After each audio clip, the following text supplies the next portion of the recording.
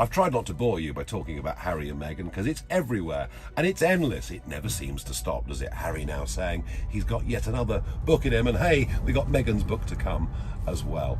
But this incident over Jeremy Clarkson has revealed something very, very interesting. Now, look, Jeremy Clarkson, all right, he's made his name being a controversialist over the years. He's written over 5,000 newspaper columns. The particular one that he wrote in The Sun was pretty ill-advised. What he said about Meghan was unpleasant, even if he was just trying to draw an analogy with Game of Thrones. But it wasn't good and it wasn't great. And unsurprisingly, he's been forced into a mega fulsome. Nigel Farage did not hold back when talking about the possible arrest of Jeremy Clarkson. At this tense time for Britain, Farage, known for his tough views and unyielding stance, instantly came to the former presenter's defense. He didn't need many words. His passion and determination spoke for themselves. Farage, always ready to engage in heated arguments, hastened to express his position. It was not just a statement in defense of Clarkson. It was a loud cry for freedom of speech, for the right of everyone to express their thoughts without fear. He built his career on a bold critique of established norms and took this incident as a direct attack on the fundamental principles of freedom of expression, especially when it comes to such bright personalities as Clarkson. There was not only support in his voice, but also deep concern for the future of free speech in society. Part of that, of course, is because he's being threatened with being cancelled by Amazon. But the response to Jeremy Clarkson tells you everything you need to know about Harry and Meghan, and it gives a big, big lesson, I think, for the King. So the response to the apology that comes from Harry and Meghan is, sorry, that's not good enough, because they say he has been spreading conspiracy theories, he has been spreading misogyny, and here's the key, he has been spreading hate. This is what the left always do. They always accuse people of spreading hate. Organisations spring up using the name hate. Actually, the truth of it is, the most hateful people are those who accuse others of hate. But it wasn't just about arrest. It was a real battle for justice, especially when it came to ordinary people and their voices suppressed by the brutal actions of the government. Farage, with his inherent passion and determination, left no doubt that he was not going to let this go unnoticed. His words spread across social media and public rallies, reaching millions of people who shared his deep disappointment and anxiety. Farage was not alone in his outburst. Other famous personalities, such as Elon Musk, also joined this important discussion, emphasizing that chaos and injustice reign in the UK under the leadership of Keir Starmer.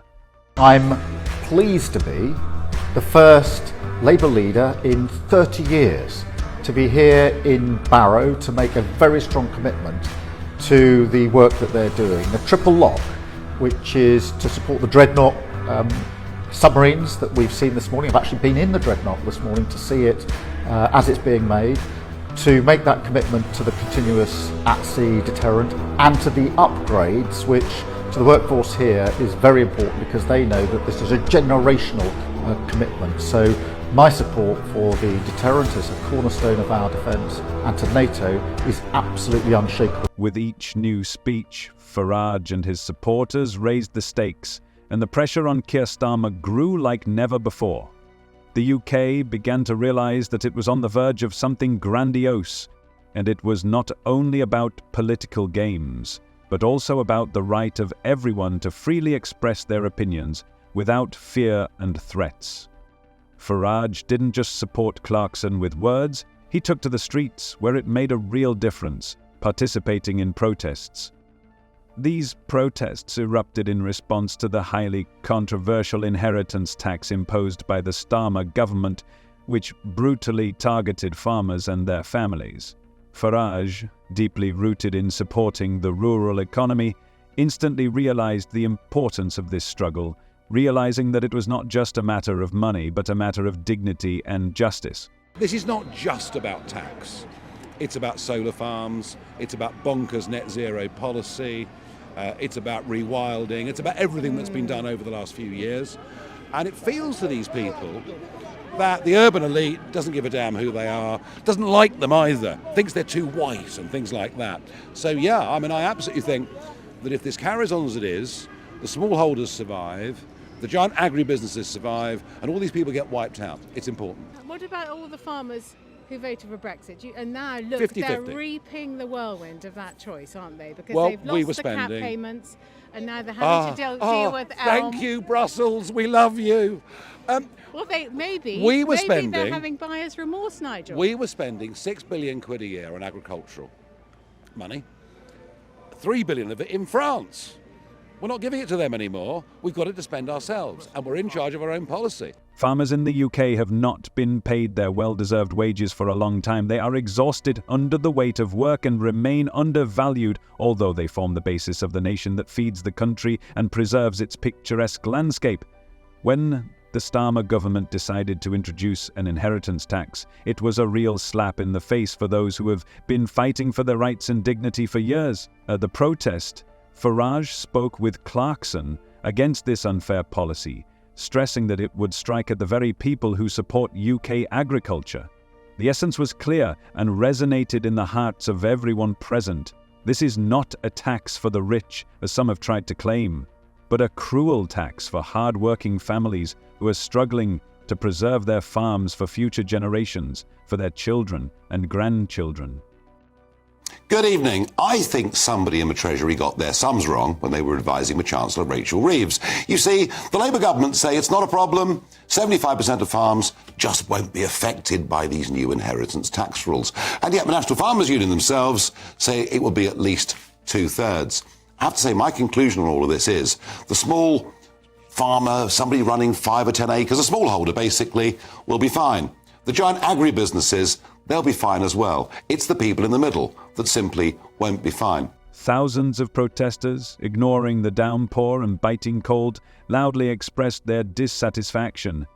Their protest was not just against the tax, it was a cry of the soul against the deep gap between the government and the harsh reality of rural life. Farage, passionately dedicated to protecting farmers' rights, found common ground with Clarkson, who also became a symbol of the struggle for the interests of British farmers, using his shows and public appearances to convey their pain and hopes to society.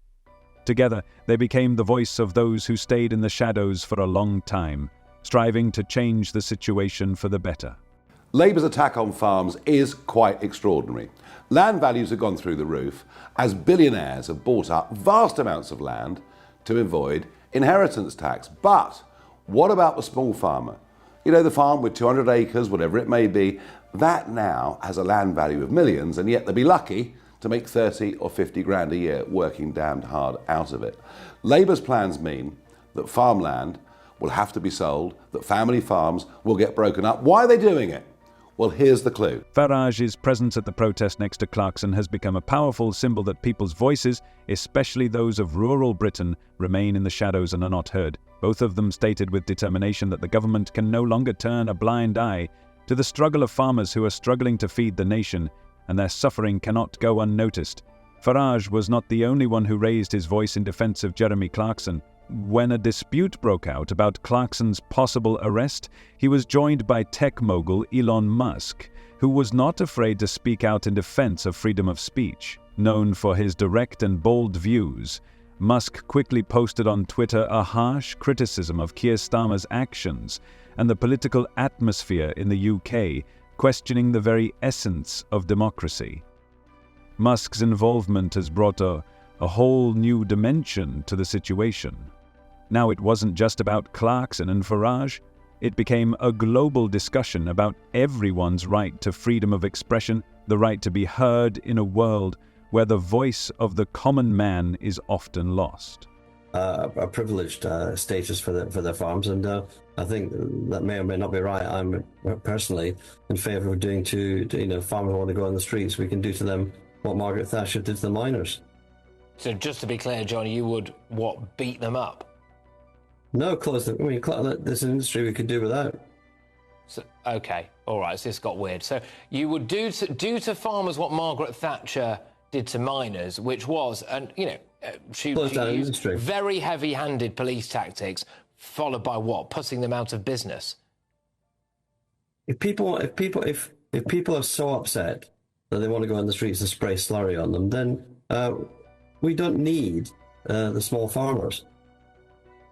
Right. Okay, John, I'm not sure that's a particular... You were, just to clarify, you were a former Labour Special Advisor, possibly emphasis on the word former there, but just to go on... So that's it, class war. The British government, under the leadership of Keir Starmer, found itself in the centre of intense attention of the world community. Farage and Musk loudly voiced their displeasure, and the pressure on Starmer became unbearable, demanding from him a clear explanation of his actions. Clarkson's arrest, which once seemed to be only a local problem, has now become a symbol of the global struggle for personal freedom and against threats of state control. Starmer's leadership was severely criticised, and one of the most shocking measures was his decision to introduce an inheritance tax for farmers. They will not accept Clarkson's apology. They want him totally and utterly destroyed, as they do anybody with a different view on the world to their own woke West Coast outlook on things. And this just shows you how unpleasant, how nasty, how destructive they really are. And here's the big lesson. The big lesson is the King's coronation is coming up. There's a huge amount of speculation that the King should have a peace summit, should get everyone round the table and find a way of striking a compromise so that Harry and Meghan can come to the coronation and so that Harry doesn't write another book. This policy did not just cause discontent. It erupted into a storm of mass protests among farmers across the UK, and there were absolutely reasonable reasons for this. The farming community, already exhausted by rising costs, unpredictable weather, and hard work, has faced new, unfair attacks that have simply infuriated many. Farage and Clarkson, like many others, took this as a cruel blow to hard-working families who for generations had been fighting for the survival of their farms, for their land and the future of their children.